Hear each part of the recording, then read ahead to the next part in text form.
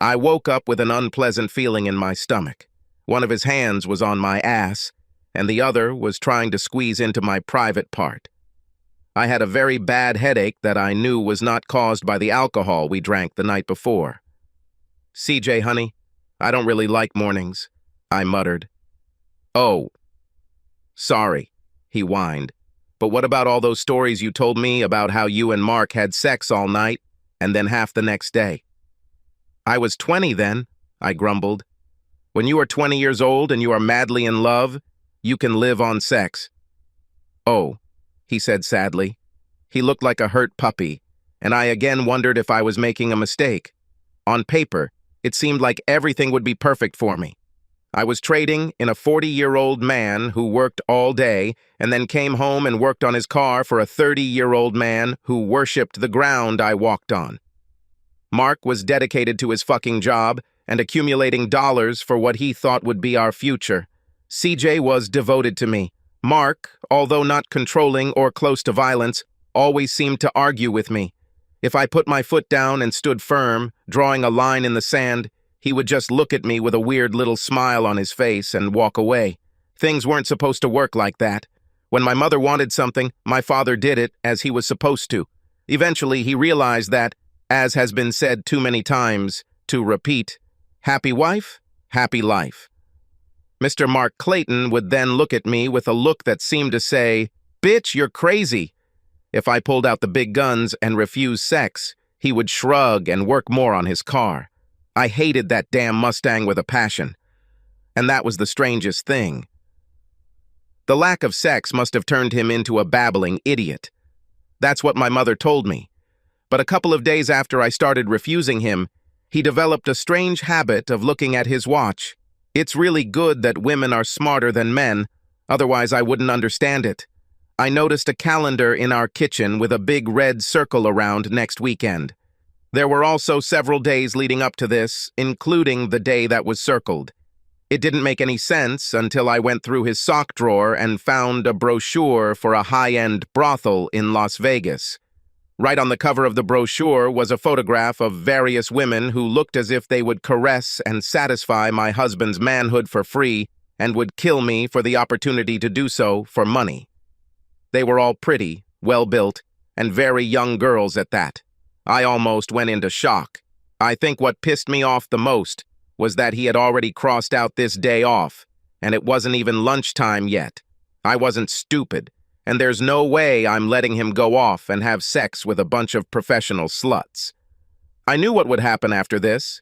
He would have tried to put my ass out to pasture in less time than it took his Mustang to hit 60 mph, which was less than 5 seconds.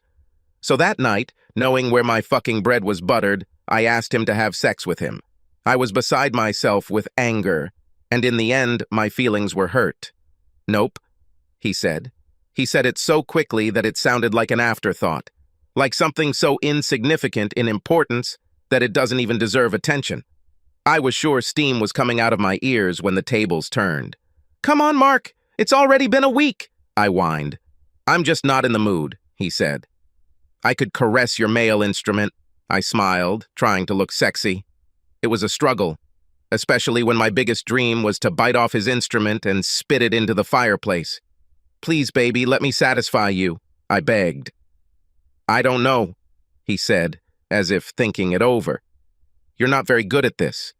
It just seems like you're just trying to get it over with. Maybe in a week." Shock ran through me, and this has always been the case with us. I tried all the crap I learned from TV, magazines, and my mother to come out on top, but Mark always seemed to have the upper hand. CJ, on the other hand, idolized me. I was his goddess. All I had to do was say jump, and he was in the air. Why haven't I left Mark for CJ yet? For 2 reasons. First of all, deep down I love Mark. I hate his work ethic. I hate that shit because of his sense of responsibility, and I hate the fact that he just doesn't want to take the shit out of anyone. The second reason is even more practical. CJ, with all his intense worship and caressing, God, I love it when he kisses my ass, earns minimum wage or something like that working in a bar. He's fun to be around and does everything I tell him to do, but there's no way he can support me financially. Mark, the idiot I married, makes 6 figures. Maybe that's why he's like this. Okay, it wasn't always like this between us. When we first met, we were very much in love with each other. But 20 years and about 1,000,000 arguments have forced us both to raise our defenses against each other.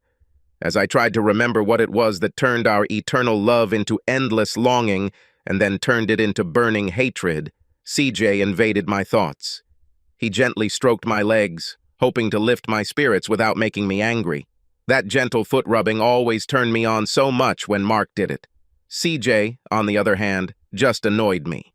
CJ, move closer to me and caress my breasts, I told him. Seriously? He choked with delight. I nodded to him, and he quickly rolled up to me. I didn't want to tell him that his rubbing of my legs was irritating me, and it was distracting me from my thoughts. On the other hand, my large breasts were as fake as my blonde hair. After surgery, I noticed that I had lost most of the feeling in the buds on my breasts. Mark could always make me feel good there in a way no one else seemed to be able to. That was another thing I hated about that bastard. He was really good in bed, and his manhood was definitely significantly larger than CJ's. Mark could always leave me shaking like a puddle of goo on the floor. I found it hard to believe that he never cheated on me. It's even harder to believe that he really loved me and continues to love me to this day.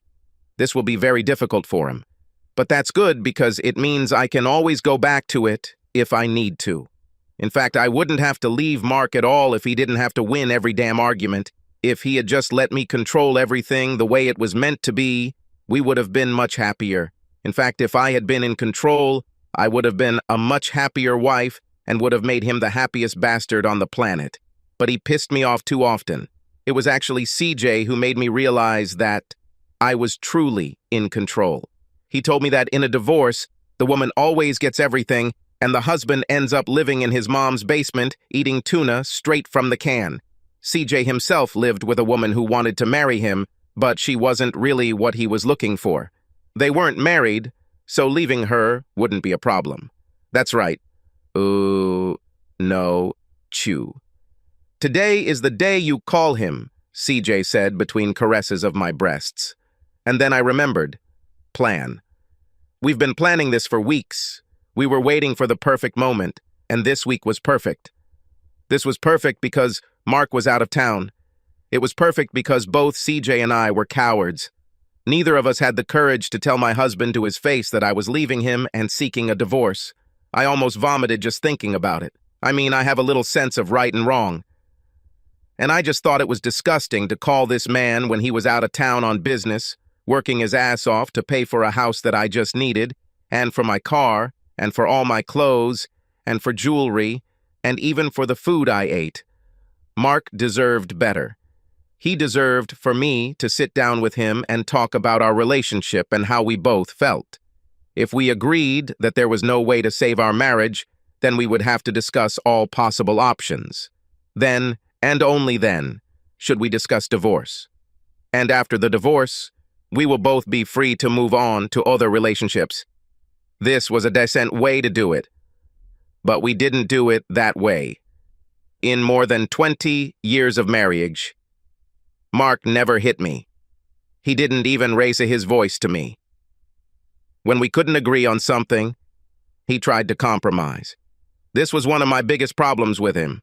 He was too easy to climb. He was always ready to settle for less than everyone else. But if we couldn't compromise, he'd just get this funny little grin on his face and walk away. Over the years, I began to know exactly how he thinks. I knew exactly what that look meant. It meant, fuck you, bitch. If you don't agree to half, you won't get anything. It meant, who wants sex with a 40-year-old when I can go to Vegas and... So, over the years, I got angrier and angrier. And I was at a time in my life where I just needed it all. So in a divorce, I will get everything. I'll get my house, all my stuff, and most of his money. And then, when the time comes for him to retire, I will also receive half of his pension. I talked to a lawyer. I made him draw up divorce papers. I talked to my mother. And I talked to many of my friends. They were all confident that it would work. But they all also agreed that I shouldn't do it. What irritated me was that my mother, who always hated Mark, told me that I was out of my mind for even thinking about divorcing him. But their opinion only angered me and made me even more determined. My lawyer, who was only interested in making money, was the one who came up with the reason for the divorce. I was going to report mental abuse and neglect. The basis for our divorce was that Mark, working all this damn time, abandoned me emotionally. It was a lie and a stupid lie, but it would give me the freedom and control over my life that I wanted. Deep down, I hated him for being so blind. But it's a tough world, and he's a big boy. He'll get over it with time. Besides, if I took my time and talked to him about these things, he probably would have tried to compromise, or he would talk me out of it. And sometimes, you just have to whack the bastard over the head with a gun to get his attention. I felt like I was at one of those do unto others before they do unto you moments in my life. I took a deep breath and picked up the phone. CJ redoubled his attention to my unconscious bud, as if he wanted to push me forward. The sounds of trucks could be heard from behind the house. Probably one of our neighbors delivered the furniture. I dialed a number that I had learned all too well over the years. It rang once and then connected in the middle of the second ring. It must be a coincidence. He almost seemed to expect me to call him. "Mark?" I asked carefully. "Who else can answer my phone?" he asked. His flippant ways made me hate what I did a little less. "Why the hell are you calling me?" he asked. He spoke as if it was something strange or unexpected for me to call him. After thinking about it, I realized that he was right. I haven't called him in years, except to ask for something for myself. This man worked his ass off to give us a better life, and I pretty much ignored him for a very long time. Maybe what I want will be good for both of us. Maybe I could let him keep a little more money. I mean, I didn't need to hurt him. I just needed to be free. "I'm your wife," I said. Mark, I was so close. I was on my way to the promised land and at the finish line. Sweat ran down my forehead and dripped onto the white-skinned angel beneath me. She made a small, high-pitched sound and yanked my head back towards hers. She pressed my lips tightly to hers and somehow managed to squeeze my male instrument even tighter in her velvet vice. "Oh, damn," I breathed. She giggled and kissed me again. "Shannon. Baby, I can't help myself. I have to—" I choked. "You'll have to wait a little longer, darling," she hissed. "It will be much better this way. If you are— oh my God. Make me baby." Each syllable was emphasized by the fact that she pressed herself against me. I tried my best to restrain myself. Shannon had the ability to push me to the finish line so that I would fall afterward. It was hard to believe that I had only known her for 3 months. The ringing sound of my phone made me lose all control. I reached the finish line in such a way that I almost lost consciousness. I looked down to see Shannon's reaction, and she was near the heights of climax. Her eyes rolled back into her head, and her legs were spread out and trembling violently. "Ooh, baby, that's so good," she muttered. "I swear to God, that's how it happened." "What the hell are you trying to do to me, Shannon?" I asked as my phone kept ringing. "I'm trying to make you happy, Mark," she said slyly. "I've been happy since I met you," I said. "You'll be even happier when we're done," she grinned. "Answer the call." It could be her. This was not the case. These were movers. I forgot that they were supposed to call me when they arrived. Shannon began to please my manhood, giving me caresses. I felt excited again. Suddenly my phone rang again. I knew from the number on the screen that it was her. I nodded to Shannon, who was looking at me expectantly. The look that appeared in those huge green eyes was part amusement and part evil grin. As Shannon rolled over and slid next to me, I was once again amazed at the work of art that was her body. Her legs were sculpted like the dancer she once was, and her heart-shaped butt would make the Kardashians jealous. Her tiny waist makes her ass look bigger than it actually is, but then that ass is so round that it looks like it belongs to a larger woman. God was truly in his glory when he performed this miracle. Shannon always says that God was so proud of his work on her ass that he was too busy to give her any breasts. I was in love again. Yes, again. It was only the second time for me, but this time everything was okay. This love was like a phoenix. She rose from the ashes of what came before her. I think I should start from the beginning. 3 months ago, I looked like a bunch of poor idiots. I was in love with a woman who hated me. I think we both knew it. But I loved her. I was truly in love. And I foolishly thought that she loved me too. Of course, I knew there were problems in my marriage. We argued a lot back then. But I thought all married couples go through this.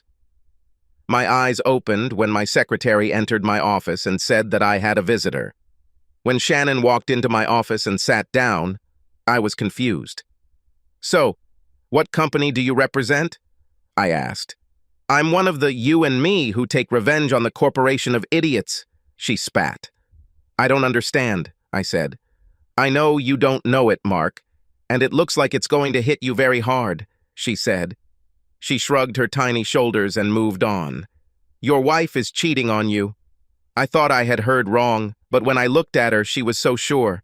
She said it so casually and so matter-of-factly, as if she had just told me that the sky was blue. Somehow I knew she was telling the truth. It hit me like a ton of bricks. Sweat beaded on my forehead, and my heart began to pound wildly in my chest. My vision blurred at the edges, and my eyes began to water. I felt like I was going to throw up at any second. Images of a faceless man on Anne, making her scream with pleasure, dominated my mind. Then the dam broke, and the water began to flow. I put my head down on the table because, as a man, I didn't want this tiny red-haired woman to see me cry like some kind of child. Before I knew what was happening, I was enveloped in the scent of fresh cherries. I felt warm hands lift my head from the table, and I was surrounded by tenderness. "I'm so sorry," she cooed. "I never expected this. I guess I expected you to react the same way I did when I found out about it. I expected you to get mad and go out there and kick my boyfriend's ass." She sat on my desk with my head in her lap. She stroked my head, trying to calm me down. "You love her, don't you?" she asked, shaking her head, "even though she cheats on you and never says anything good about you. Do you love her?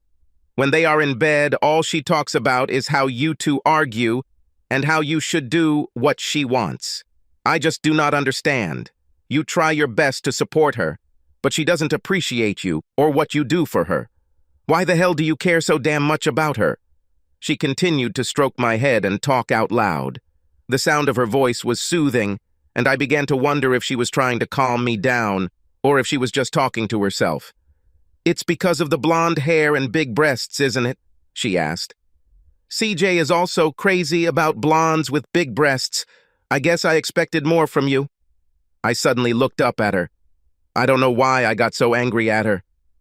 "I loved her before she bleached her hair," I spat. "And I was the one who bought her those breasts." Her only response was a burst of laughter so musical it stopped me in my tracks. "What's so funny?" I asked. "I am telling the truth." "I know, darling," she said.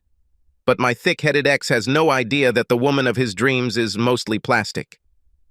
It probably took a lot of your money to make her look like that." I shook my head. It all seemed like a dream, but my anger grew. Shannon told me everything. She told me how they met, and what was Anne's final plan. They discussed their options and thought they had found the best way to get rid of me, or at least get me out of Anne's life while keeping most of my money.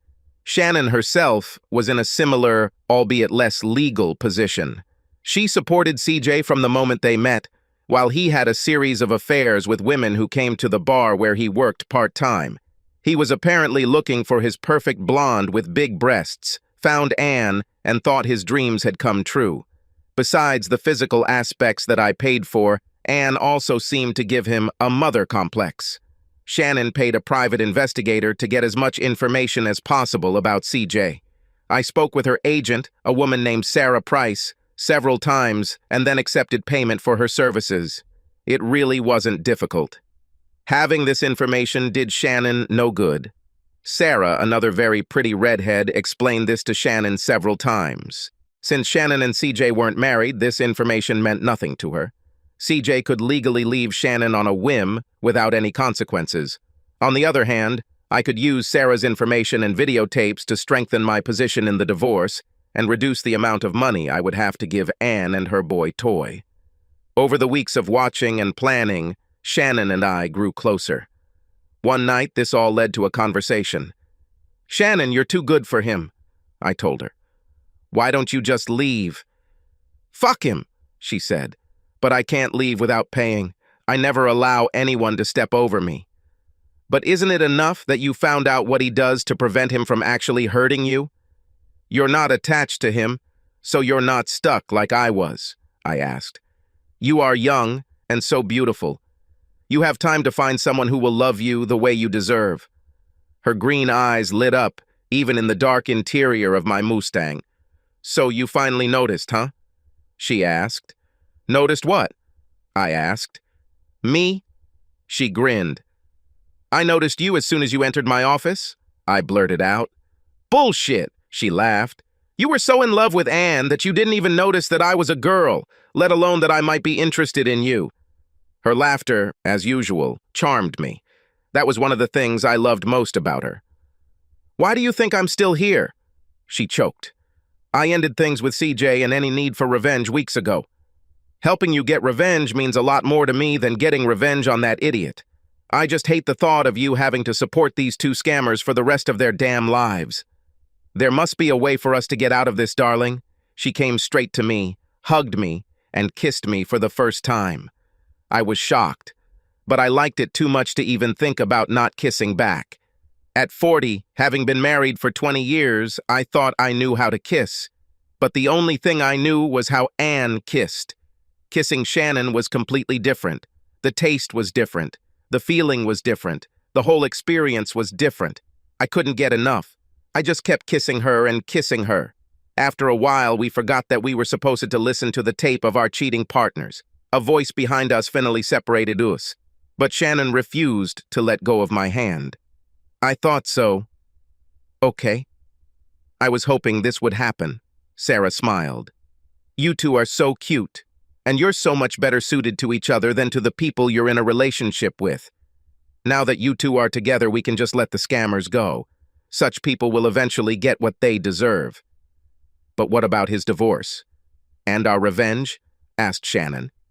Sarah surprised us then when she explained a few things about the law. "The question is, do you want to be together enough to do this?" asked Sarah. "Take some time to think about it. This is a big step. I'll send you the bill." She smiled. The next few weeks were spent planning this story. Shannon and I worked on our acting skills. Each of us told our partners how busy we were at work, and it's amazing that they both believed us. Neither of them had any idea that Shannon and I knew each other, let alone that we had our own budding relationship.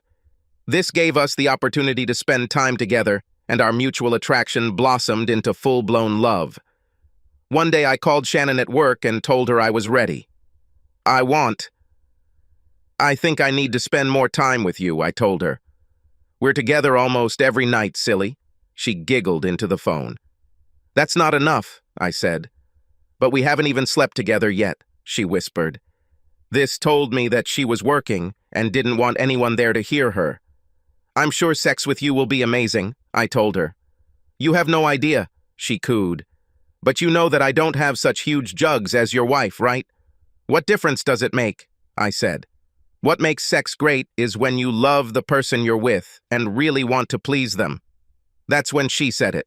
She was almost in tears and her voice broke. It was like she was just waiting to hear it from me. "I love you too, Mark, and I swear it will always be like this. You can have any part of me you want, anytime you want." "I'm yours," she blurted out. I was stunned. No one, not even Anne when we were young, expressed her love for me so eloquently and passionately. "And no, I never said anything like that to anyone before you," she said solemnly. "Even that asshole CJ." "I wasn't worried about it," I said. "I'm just wondering how quickly we can do this." We are following Sarah's plan. The phone call this morning was exactly what we were waiting for. The funny thing about all of this was that I truly believe that fate played a role in bringing us together. For several weeks while we made our plans, we were very careful not to be seen together. But people we both knew kept coming to each of us and telling us that our loved ones were cheating on us. We had to try really hard to pretend we didn't know anything. It was a comedy of errors bordering on Shakespearean levels. It was beginning to seem like only CJ and Anne had any idea that we knew, and it was because the two scammers were so sure that they were much smarter than everyone else. My business trip has finally arrived. Okay, it was a fake business trip, but it worked. And luckily, Shannon's mother seemed to get sick at the same time. The fact that we were both supposedly out of town emboldened the scammers and, consequently, that fateful phone call. Things didn't go as smoothly as we had hoped. Both Shannon and I predicted the phone call would come on Friday night. That's why I arranged for the truck to arrive on Sunday morning. I wanted to give the lovebirds a couple of days to enjoy each other before it all blew up. But Shannon and I were enjoying the moment of victory when I answered the call. "Mark?" asked the voice of the woman to whom I had been married for more than 20 years. "Who else can answer my phone?" I asked joyfully. Shannon came over and hugged me, giving me strength I never thought I had. "Why the hell are you calling me?" I asked. "I am your wife," she said. "Mark, honey, I have to tell you something and you probably won't like it. I think the easiest way to do this is to tell you that, in the long run, it will be good for both of us. It may not seem like it now, but..." I just started laughing. Anne. He laughed. I couldn't believe he was laughing at me. CJ went downstairs to find out what was going on with the damn trucks. I thought they were in my yard. I wish that CJ had been with me then. "Why the hell are you laughing?" I asked. "I'm talking seriously." "Well, the other day someone was talking to me, and they said, 'You will put me on the shelf,'" he said in the same laughing voice. He really knew how to piss me off. Well, in a minute he'll be laughing from the other side of his ass. And that was what it was all about. This time I was determined to get the better of him. "But let me tell you, I have some news for you," he continued, "and you will soon find out what it is. Then you'll have to dine alone." "What the hell are you talking about?" I asked. "I don't think it was your idea at all," he laughed. "I think this is CJ's plan. Hell, he knew about me and CJ. He said he heard some people talking about it. Probably my nosy neighbors. I had to try to save myself. No, screw it all, I had to go through with it. Mark, I'm leaving you," I said. "I want to get a divorce." I put as much power into my voice as I could, but all he did was laugh even more. "The letter you wrote to me made me stop and wonder why. But I think you felt like you had to make things right," he laughed. His words chilled me to the bone. Was this bastard psychic? Nobody knew about this damn letter. Even CJ had no idea that I had written a letter to Mark. The letter was supposed to accompany the divorce papers, and it explained my feelings about our marriage and where we went wrong. It also explained in detail exactly what Mark had to do to get me back from CJ. "Mark, we need to talk about this," I muttered. "I think when you get home, we should do this." "Just remember this, my girl, when you look at the sky," he sang. "You can see the stars and still not see the light." "Mark, are you eating?" I asked in shock. I called the bastard to tell him we were done, and he was singing. He pretended to be glad that I was leaving him to unsettle me. "Mark, if you don't change anything, we'll get divorced," I said.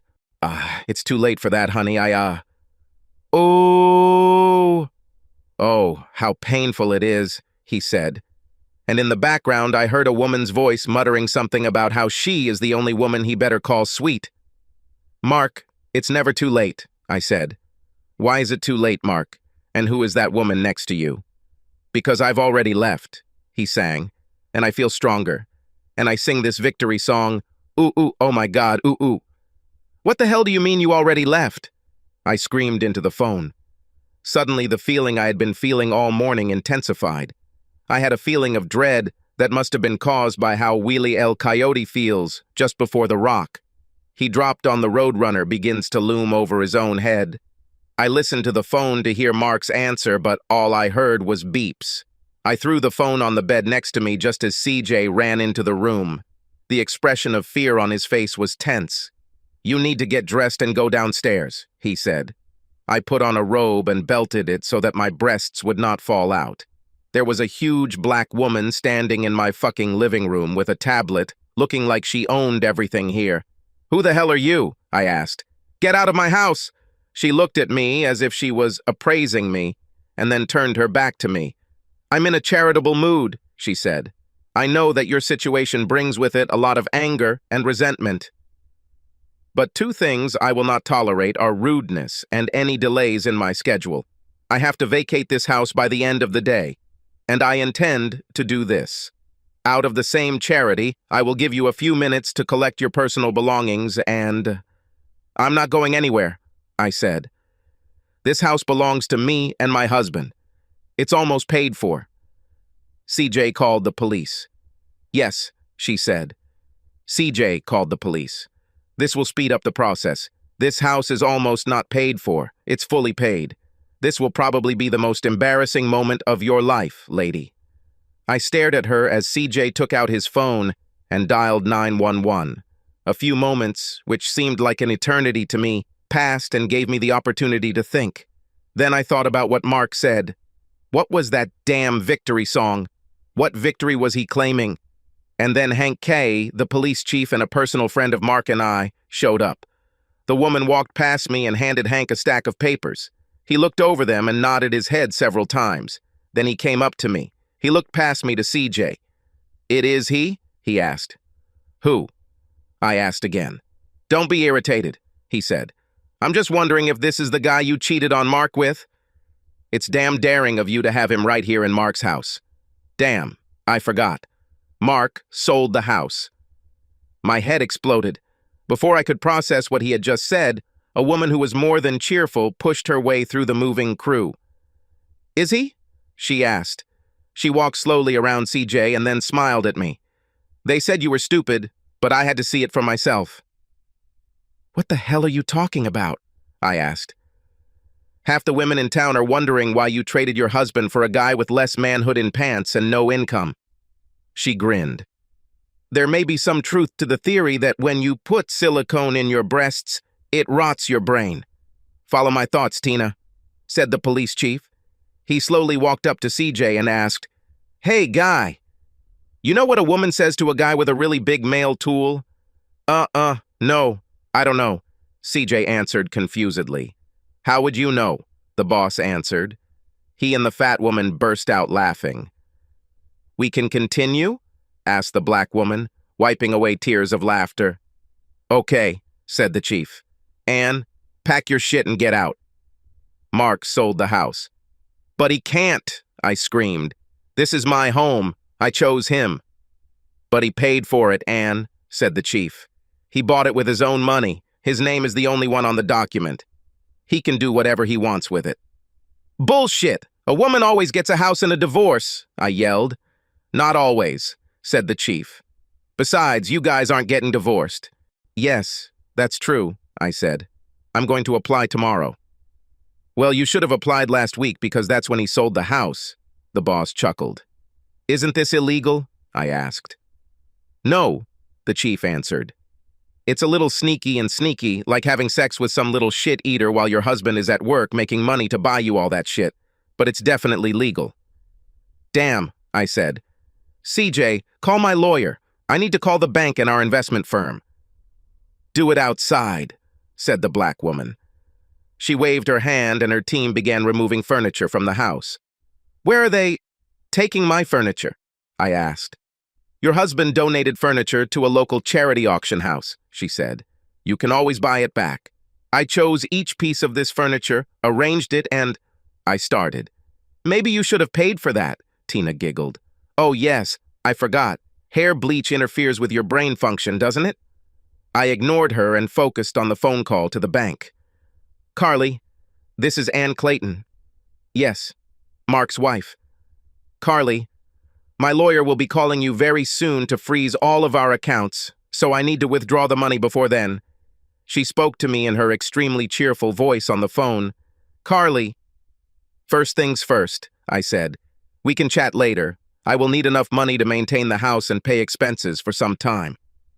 Oh, and when the freeze continues, Are only the current account assets frozen, or will Mark be able to direct his direct deposit to another account?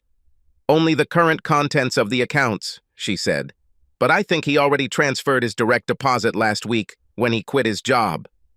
What did he do? I asked in horror. Oh shit, Carly, I want to take all the money out of our accounts. I want to transfer all this to a new account, okay? Are you sure you want to take all this? She asked. Hell yes, I said. Mark will find another job faster than Tina can empty a bucket of chicken wings, but this money is all I have until the court agrees to divorce. I'll have to write you a check for that amount, and then you have to come and deposit it into your new account, she said. Okay, I snapped. Just do it. It's done, she said. As soon as you arrive, I'll give you a check for $3.11, and you can do it. What the hell are you talking about, Carly? I screamed. There's almost $500,000 in this account. There was, she began. I know how many were there, I hissed. That's exactly what happened last week. Chief, this must be illegal, I said. It's not illegal, he said, but it's pretty bad. Yeah, he said. The bank has a minimum balance rule. If your account balance drops below $50, you will have to pay a fee of $10. You don't have enough money left to even pay the commission. CJ handed me the phone and I began talking to my lawyer in a rapid mixture of words and sobs. I told him about how Mark sold the house and withdrew all the money from the bank accounts. As I spoke, I logged into our investment account and discovered that Mark had cashed out all of our investments. He left only one share in the cheese company. That's damn smart, my lawyer said. He beat you to the punch. This is all very legal. Until the divorce is filed, he can do whatever he wants with all his assets. So he took everything. He's probably going to cash it all out and put it in a bunch of offshore accounts that we can't reach. He wants to increase his capital to such an extent that in a divorce, you won't get a damn thing. And leaving work is brilliant.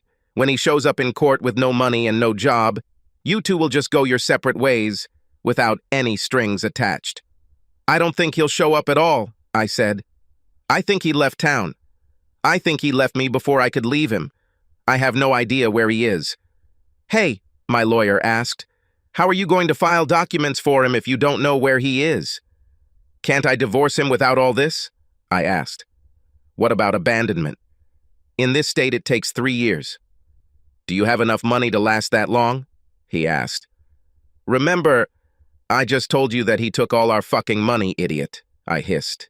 Wow, he said. No money means you can't pay me. Click. And again, I only heard beeps, but added to this was the sound of the movers giggling at me in a low voice.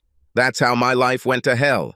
I temporarily moved in with my mother. Mark was meticulous. He sold or gave away all our assets. He took all 3 cars he drove. Both his Mustangs and the Jeep he drove during the winter were gone. He kept my new Lexus, but I was unable to pay for it, and it was soon returned. I hired several free lawyers, and they all told me how angry I had to make him do what he did. Almost all the lawyers, when told the facts of the situation, agreed that it was brilliant and completely legal. There is no law in the country that says a man must live with a woman just because they are married. There is also no law against selling a home that you have title to, and Mark had every right to withdraw money from our accounts, since he was the one who opened these accounts. He was back on top. I tried to call him, but found that his number was no longer in service. There was a hint there. I was sure he had somehow left me a message. I was too stupid to understand it. Days turned into weeks without a word from him. The weeks stretched into months. I lost CJ before the first month was over. He was struggling to pay rent on the apartment he shared with his girlfriend. Then he found a letter. His girlfriend left him for another guy the same day Mark left me. What are the chances of that happening? One day I was listening to the radio and just burst into tears. There was a band I'd vaguely heard about called the Eagles. One of their lead singers, a guy named Glenn Frey, sang a song called Already Gone. It told a story so similar to my life that it made me cry. The nonsense that Mark said or sang to me that day when he left me with his preemptive strike was taken directly from this song. My whole life consisted of hard work. I worked 6 days a week cleaning hotel rooms with my mother. Many of our guests reminded me of how I lived before. I always took what I had for granted. I always believed that I had the right to more. And after just a few days of working just to survive, I began to regret the way I treated my husband. I hated to remember that I used to spend more on makeup than my current salary in 2 weeks. I also knew that at 43 my prospects were limited. The only thing that was strange was that after 3 years of bad food and hard work, I gained a few pounds. I also stopped dyeing my hair. One day, when I returned home, an invitation was waiting for me. The next day, I was invited to a local cafe. The invitation was unsigned, but I knew it was from Mark. Suddenly, it made sense. Mark could have drained our accounts, but he left a strange amount of money. He left $3.11. It's been 3 years, 1 month, and 1 week since he left me. That's it. My sentence was finished. My repentance is over. Damn, I wish I had thought of this earlier. I could go on a diet and get my body back. Then I realized that it didn't matter. Mark always loved me. Blonde hair and big breasts were my idea. While I was trying to look my best, something occurred to me. I suddenly remembered the last line of the song that Mark had quoted to me before he beat me and left me before I could try to divorce him. The line was, "It happens so often that we live in chains, that we don't even know we have the key." There was a message in the invitation. It said we had come full circle. I was sure that this meant that he was ready to bring me back into his life. It suddenly dawned on me that I had been a fool. I was always in control of the situation. I sat on my butt day after day while Mark went out and worked his butt off to buy me everything I asked for. The only time he refused to do what I asked was when I tried to force him to do something he didn't want to do. And when I tried to divorce him, when I tried to leave him, he took it personally. As usual, he gave me what I wanted. He left first. The strange thing was that I had spent the last 3 years dreading the day when the inevitable would happen. I was sure that sooner or later the divorce papers would arrive, but they never came. I was pretty sure I now knew why. Mark still loved me. I was looking forward to meeting him again.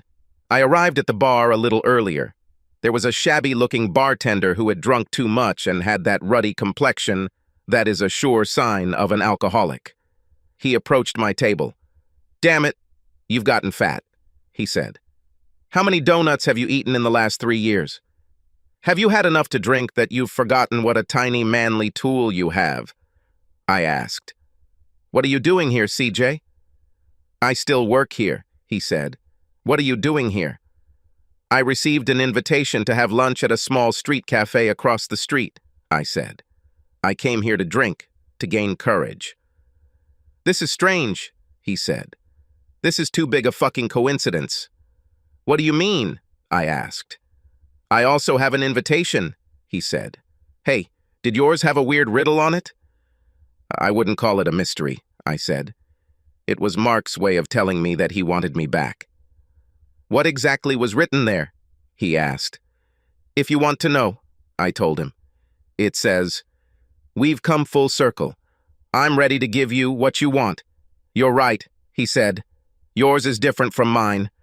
There was a question in my invitation.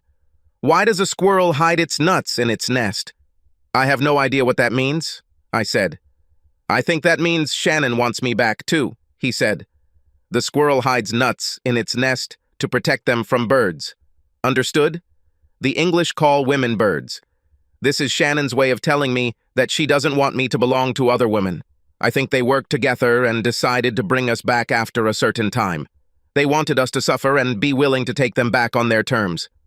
"To hell with all this," I said. Anger made me forget everything I had learned over the past 3 years. If Mark wants me back, he'll have to kiss my ass for a long time this time. I left the bar with my head full of steam and headed across the street to the cafe. I sat down at a small table and looked around. I actually saw CJ enter the cafe.